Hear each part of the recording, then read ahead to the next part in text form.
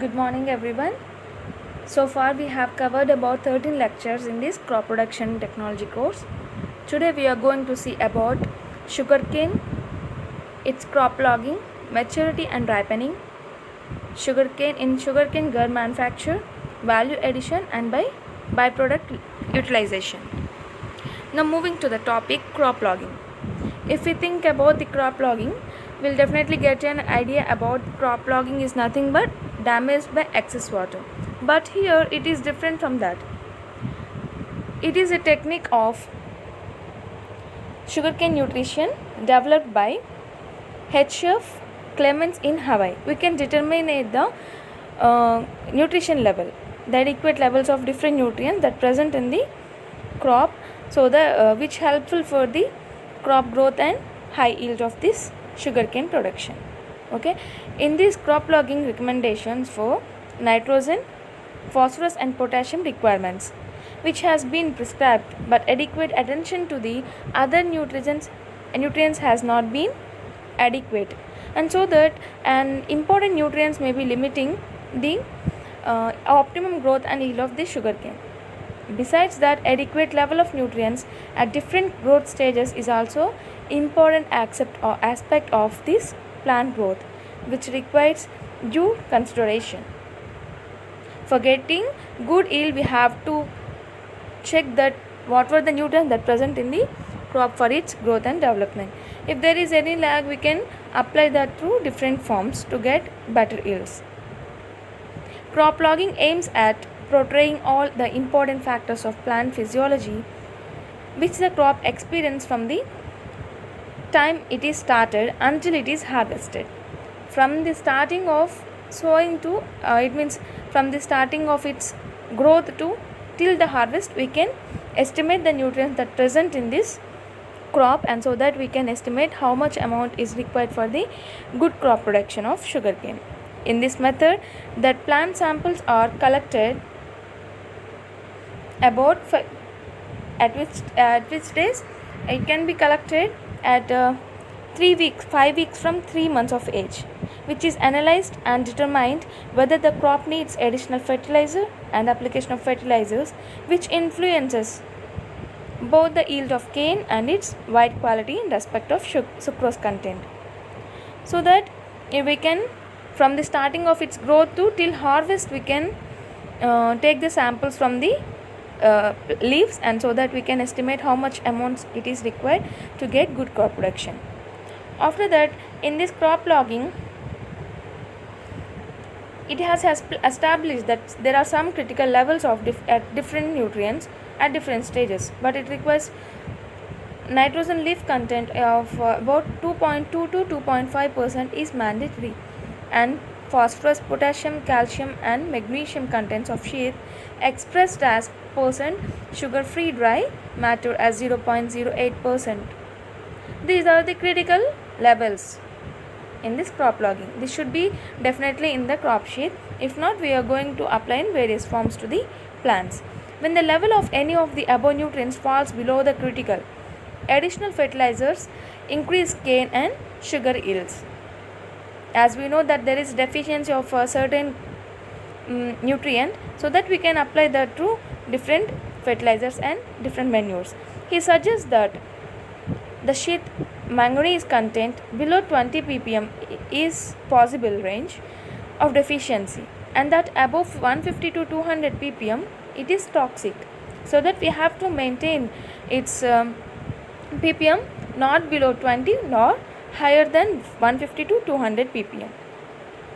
It also involves establishing crop indices by experimentation for specific growing condition for optimum growth and yield, and then supplying nutrients and water to the crop grown on commercial scale in such a way that the optimum level of crop indices are maintained at the rate of various growth stages.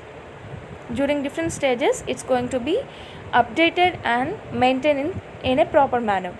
Leaf and P and K, phosphorus and potassium and sheet moisture in leaf or leaf shade 3, 4, 5, 6 are taken from the top of the cane and it's going to be established the indices. We are going to take the indices from the top 3, 4, 5, 6 leaves, and we are going to estimate the moisture content in the leaf. At the critical growth phase of the reference crop, nutrient indices and moisture may be assessed, and additional nutrient growth and irrigation are applied to improve the crop status to promote optimum growth. This technique has limited application by certain factors, especially to check the maturity by means of sheath moisture. There are some limitations also for this, and this technique has limited application by certain factors, especially to check the maturity by means of sheath moisture. We can check the moisture level from the sheath with the help of leaves. Okay, and next, moving to the topic maturity and ripening. Sugarcane by maturity or ripens, it is generally meant to the stage at which the juice in the cane stalk contains an economic level of sucrose and not the change over the crop from vegetation to reproductive phase. At this stage, the stalk will contain stored sugar to support reproduction.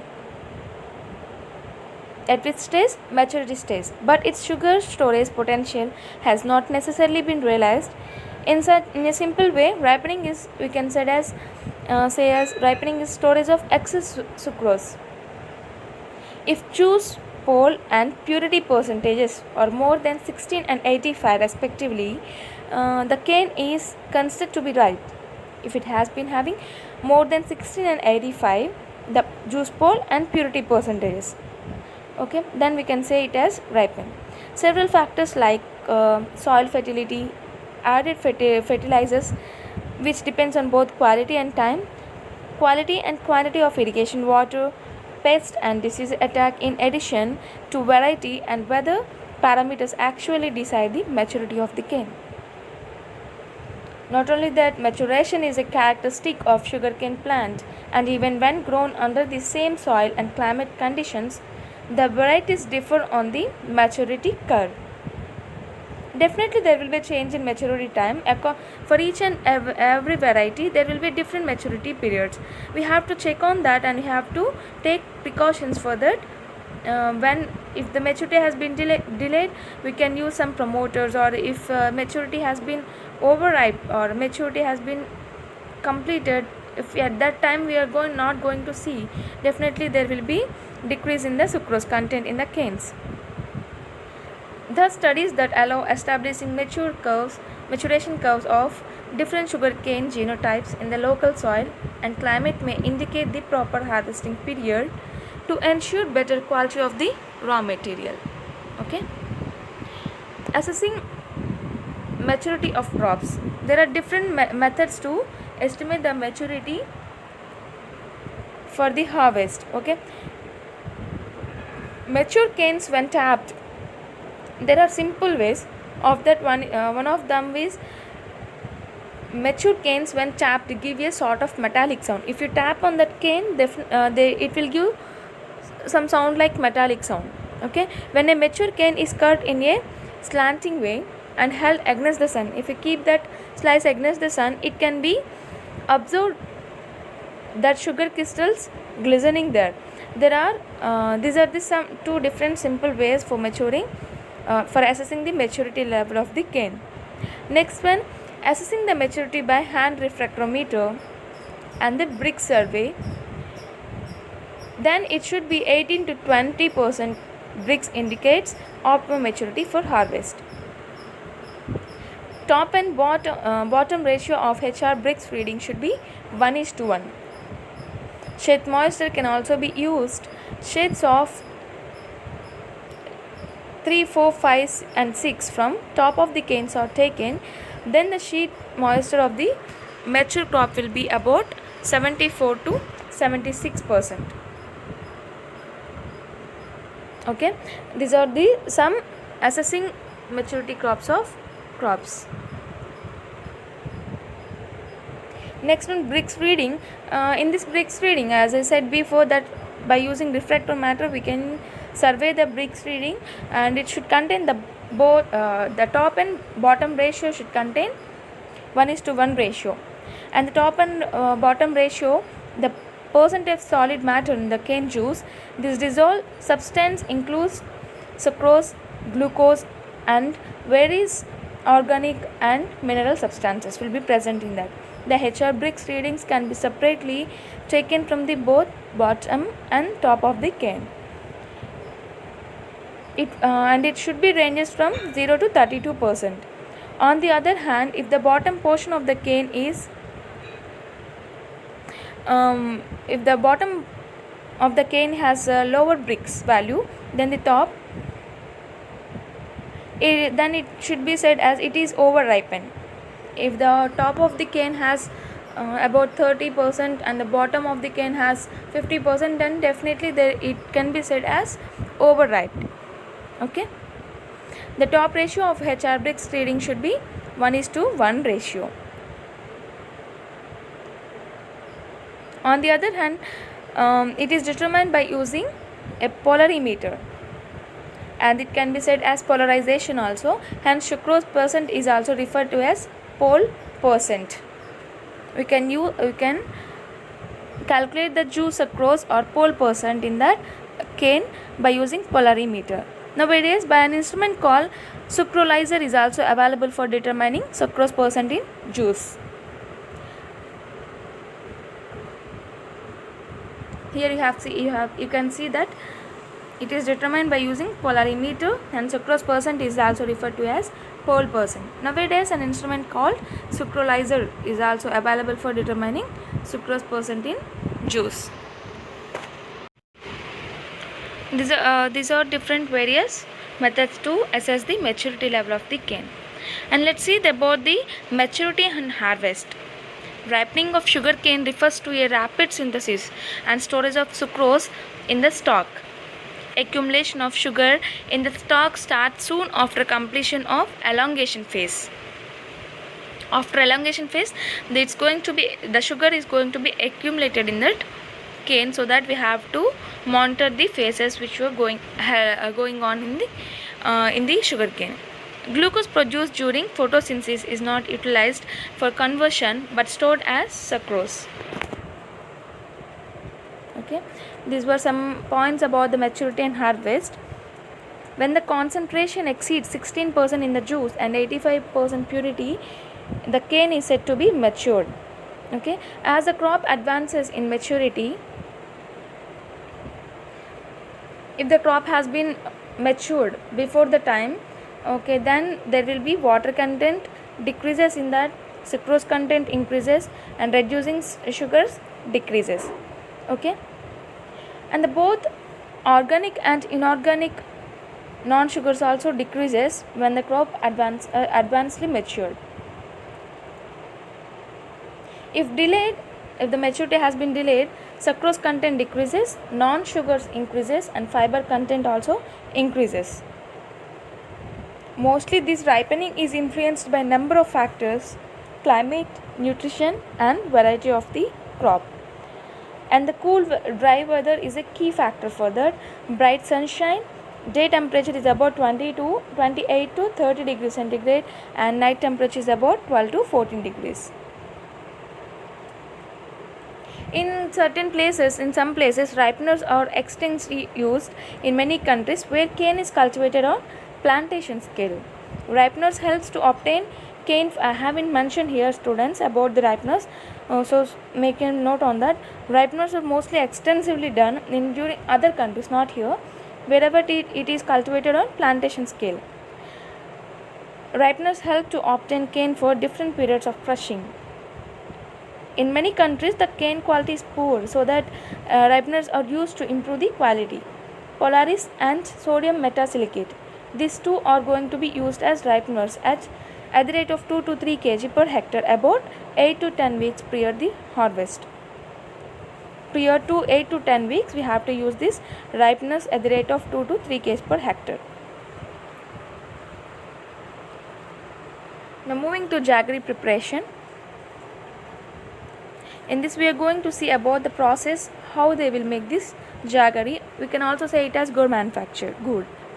Okay, sugar industry in India is a well-developed industry and one of the largest sectors of the textile. It provides rural employment opportunities and plays important role in the economy. Many rural people will be depend on this jaggery making in the rural areas. Mostly this jaggery will be prepared at the places where it has been more production. Okay, jaggery is also manufactured from sugarcane juice and is widely consumed in households, eateries, restaurants, sweetmeat shops, and many more. In crude form, it has industrial applications also, but in rural areas, it is also a substitute for sugar. Sugar will be costing mostly more than the jaggery, so that rural people will mostly use sugar in the place of sugar. Rural people will use this jaggery. Sugar is a costly product as compared to jaggery. Manufacture of sugar involves many technicalities and is capital intensive. Production of jaggery is simple and does not call for large investment. It requires only few materials for making this jaggery. It is a typical Indian product and finds wide application in day-to-day life food preparations. Everybody likes the jaggery prepared materials, right? It is a rural industry and can be produced in sugarcane growing regions such as Maharashtra, UP, Gujarat, Bihar, etc. are different major places for jaggery preparation. It has also know-how has been developed by CFTRI and is available. Compliance under a PFA Act is mandatory. For making this jaggery, there should be compliance under PFA Act. Okay. Next thing about the industrial profile and market assessment. For making this jaggery which is a traditional item of various ingredients in Indian way of cooking, the demand of jaggery is there both in rural as well as urban areas, okay. It finds applications in day-to-day cooking. Unlike sugar, the market of jaggery is seasonal during the harvesting of sugarcane. It don't have that much more shelf life like sugar. It has only low shelf life and is generally available for approximately 6 months in a year. Traditionally, the unit is a rural industry and should be located near the area of its cultivation to reduce the transportation cost. Yes or no, if we are having the unit near to the production area, then definitely we can reduce the transferring of that harvest products. The unit does not require elaborate infrastructure also, and generally the sugarcane juice is cooked in open pans. The requirement utilities is 40 HP and 3000 liters of water will be needed for production purpose. Production of jaggery is confined to the sugarcane growing belt. As such, the units are mostly located in UP, Bihar, Maharashtra and Tamil Nadu. Okay, in major production areas only these jaggery units are mostly present. Since it is an item of food consumption, its market is ever growing and any unit may not face any difficulty in marketing its product. Let's see the process how the jaggery will be prepared. The manufacture of the jaggery is from sugarcane, followed by clarification and concentration process. It is uncentrifuged sugar. Without separation of molasses with minimum sucrose 70 to 80% by mass, it is also called as gur. Okay, gur. Here I have given the flow chart of jaggery preparation. You can see extraction of juice will be made, then juice screening by fine mesh, slow heating in open tank, lime, hydroxy powders or phosphate as a requirement, or vegetable origin.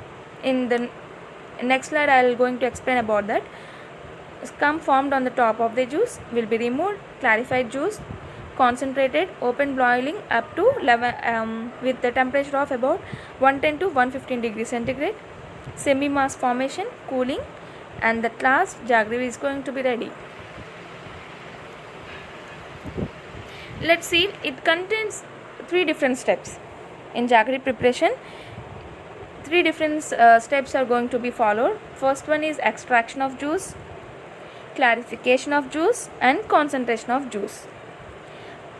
In extraction of juice, generally 3 roller mills are going to be used for juice extraction. It is driven by electrical motor or diesel engine. The 3 roller mills are going to be used by electronic motor or diesel engine. This extraction of juice is in the range of 60 to 70%.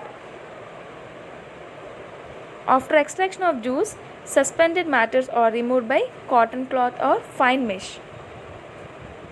Okay, we are going to remove the extra material other than juice. It's going to be removed by fine mesh screen.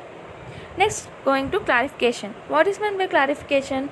It is nothing but clearing. Okay, the sugar juice contains colloidal matters, inorganic salts, fiber, various nitrogenous substances like lipids, gums, wax organic acid, inorganic acid, pectin, different types of colloidal matter. All these impurities are going to be removed totally or partially in this clarification process. In this clarification process, generally use 2 types of clarificants.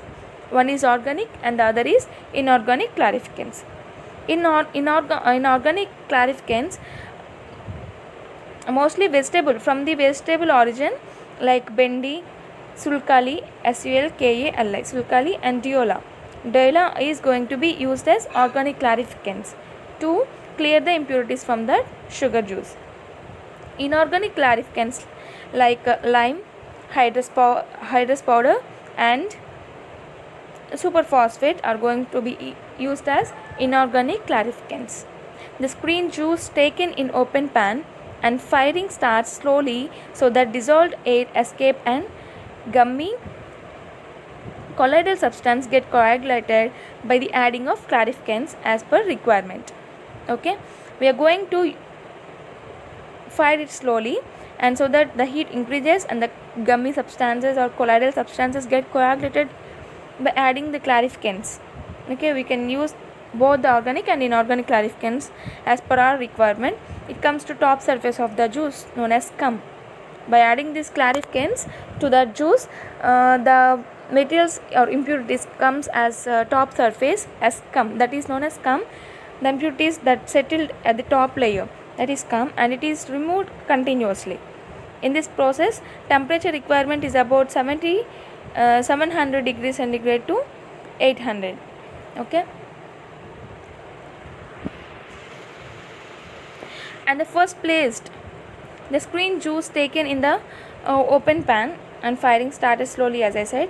Next to that, first added vegetable origin, simultaneously small quantity of lime water is added to reduce the acidity of juice, but not to the extent to make juice neutral, because taste and color of good is going to be produced will be inferior. Okay, in optimum levels only we have to use any of the products that we are going to add to it. If not, the quality of the good is going to be inferior. In this lime process, pH maintained is about 6.2 to 6.5. In some cases, superphosphate is also be added. Potassium is about 0.25%. Phosphorus about and 0.25% concentrated hydrous powder are also added to obtain good color of good. While juice temperature rising, scum is removed by perforated strainers. Likewise, in this process we are going to remove all the impurity in the form of scum and separate it. This is about the clarification. First one, we are going to take the juice. Next, by adding both the organic and inorganic clarificants, we are going to clarify the juice. Next one is about concentration of juice. After clarification completed by vigorous boiling, temperature of boiling mass is around 110 to 115 degrees. Boiling take place about 2 to 3 hours. The stage at which semi-fluid material is going to be formed, and then it is transferred to rectangular boxes or bucket shapes according to as per our requirement. This mass is allowed to be cool for solid form. After that, let's see the composition and specification of jaggery. It contains all the nutrients and substances that present in the cane juice. Not only that, than compared to crystalline sugar, high nutrient quality will be present in this jaggery, and it contains all the constituents which are normally separated in molasses in manufacturing sugar. During the molasses, it means all the nutrients is going to be come out, but here you are not going to separate the molasses, right? So that all the nutrients are going to be present in this jaggery. Recovery of jaggery in the range of from 8 to 12%, that depending upon the total solids in the cane.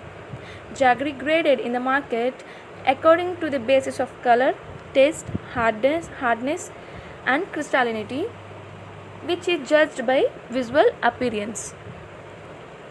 While in practically graded of jaggery should be considered sucrose percent, reducing sugar, moisture and color. Okay, these are different composition specification of jaggery. Next, storage also plays an important role here in this jaggery. Jaggery is consumed throughout the year in daily regular practice. The jaggery deteriorates faster in monsoon season when relative humidity is more than 70%. During this season, wood absorbs moisture from the atmosphere and becomes viscous and dark color. You can observe during the winter or summer season, we can see the liquid like substance is coming from that jaggery block, right? That is because the relative humidity is more, if that is more than 70%, it's going to be deteriorate. The color also changes. Hence jaggery blocks packed in gunny bags along with waterproof sheath. Okay, this was about the preparation, manufacturing of jaggery commercially and in conventional method. Okay, let's see the organic jaggery preparation. There is no that much difference here. Just we are going to use organic clarificants only in this jaggery process. Okay, in manufacturing of jaggery, organic jaggery, taking care from growing of sugarcane.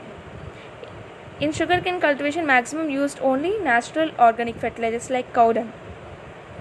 Okay, the difference between the organic and commercial jaggery making is mainly in clarificant process. As I said now, you have to use only organic clarificants here. In organic jaggery making process, used only organic clarificants and little bit of lime to decrease the acidity of juice. So organic jaggery color having dark when compared with commercial. Okay, this is about the organic and commercial manufacturing process of gur, which is nothing but jaggery. Now moving to value addition and byproduct utilization. Sugarcane harvesting and processing has the benefits of obtaining multiple products and byproducts, which are potential raw materials for the extractive, chemical and biochemical industry. There are many uses from this sugarcane. Practically all the products and byproducts obtained from sugarcane may become substrates for liquid or solid state fermentation process. Using available second and third generation biotechnology, a significant number of production processes could be developed. The agro-industrial character of sugarcane processing allows for an industrial development in which all available waste and resources could be managed profitably. Sugarcane producing countries have a significant advantage in processing a renewable raw material which can be used in human and animal feeding and in the production of basic chemicals with yields not equaled by any other plant. Right, there are definitely there will be many advantages from this sugarcane. Let's see the value addition and byproduct of this sugarcane. First is about bagasse. Bagasse is the fibrous matter that remains after the sugarcane of stalks are crushed to extract the juice. After extraction, the remaining product is called as bagasse. For each 10 tons of sugarcane crushed, a sugar factory produces nearly 3 tons of wet bagasse. Since bagasse obtained as a byproduct of sugarcane processing is composed of fiber with no soluble solids and water. Fiber represents about half of all components and includes cellulose, hemicellulose, lignin of low molecular weight. Bagasse is currently used as biofuel and in manufacture of pulp and paper products. There were many uses with this bagasse, and the higher moisture content of bagasse, typically 40 to 50%, is detrimental to its use as fuel. For electricity production, it is stored under moist conditions, and the mild exothermic reaction that results from the degradation of residual sugars dries the bagasse pile slightly. For paper and pulp production, it is normally stored wet in order to assist in removal of the short pit fibers, which impedes the paper production. There is a short pit fibers in the sugar cane which restricts in paper preparation, so that it's going to be prevented by using by storing it in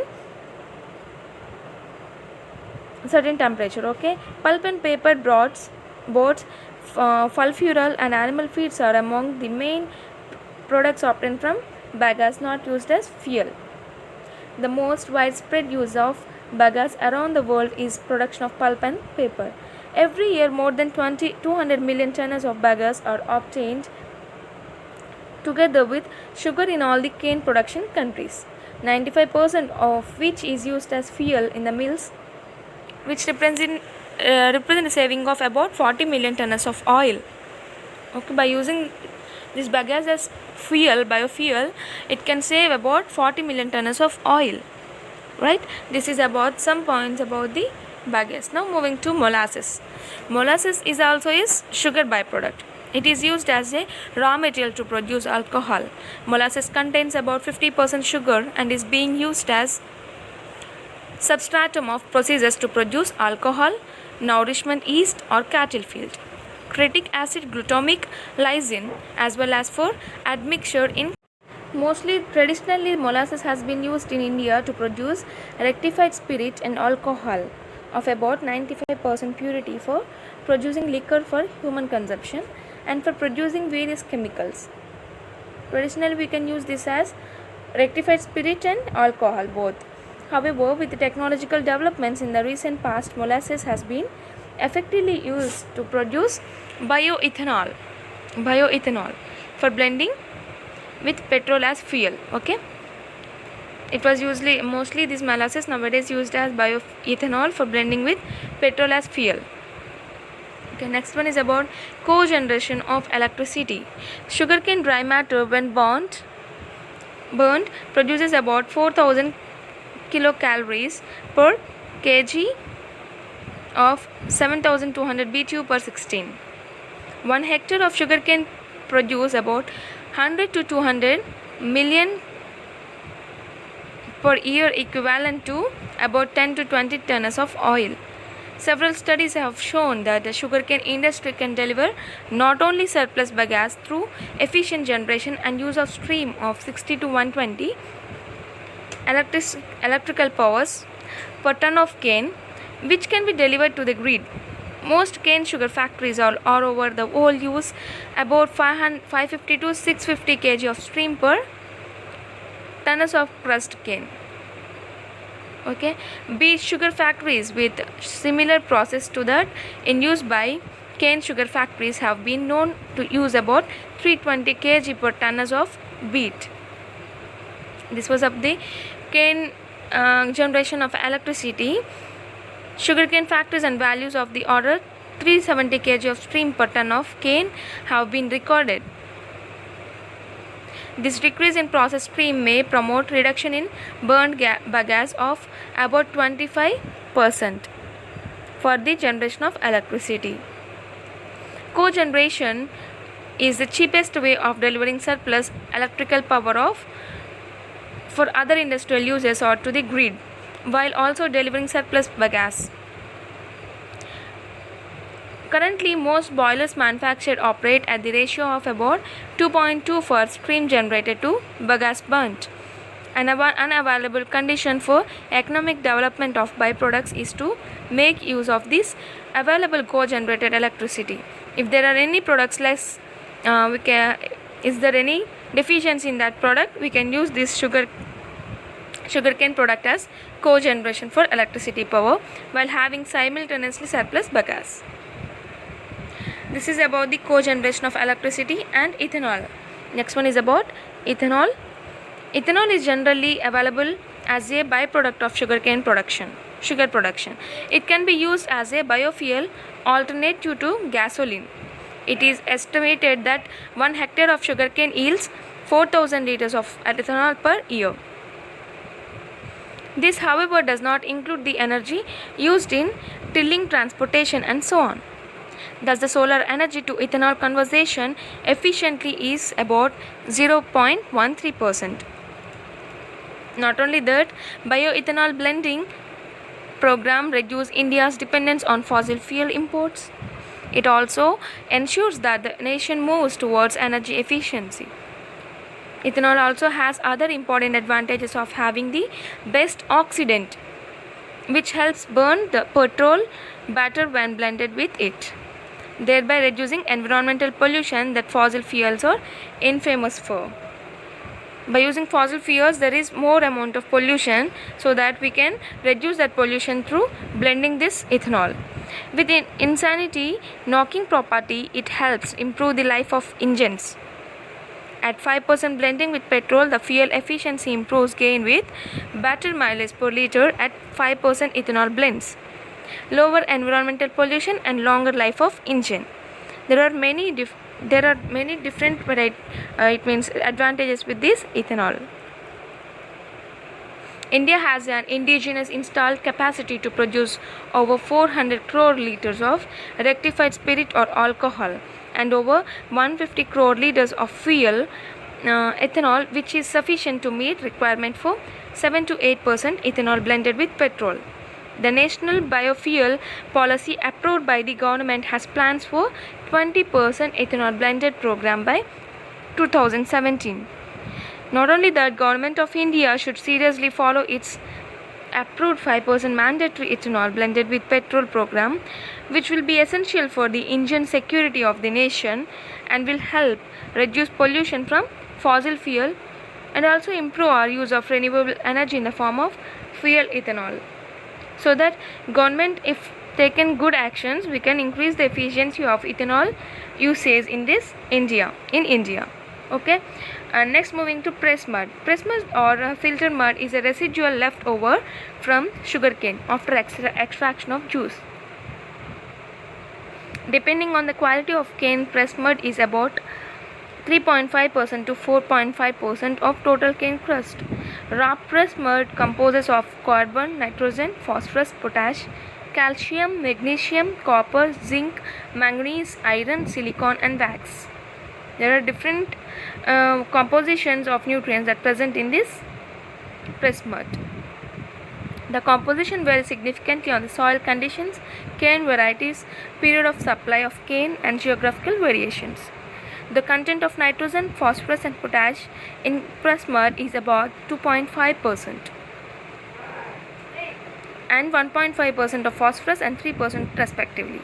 Sugar mills use spent wash, which is an effluent with press mud to produce biocompost as manure. This is an approved method of disposal of distillery effluents. It is found from experience that the productivity of not only sugarcane but other crops also is much better with the use of this manure. It is the interest of farmers and the agriculture sector to use these byproducts, to use this press mud and spent wash to produce this manure. Right? These are various value addition and byproducts by sugarcane. Okay, and this is about the sugarcane byproduct utilization, crop logging, maturity and ripening of sugarcane. Okay, so that if you are having any doubts regarding this topic, today's topic, you can ask in the comment section so that I'll clear your doubts. Thank you very much.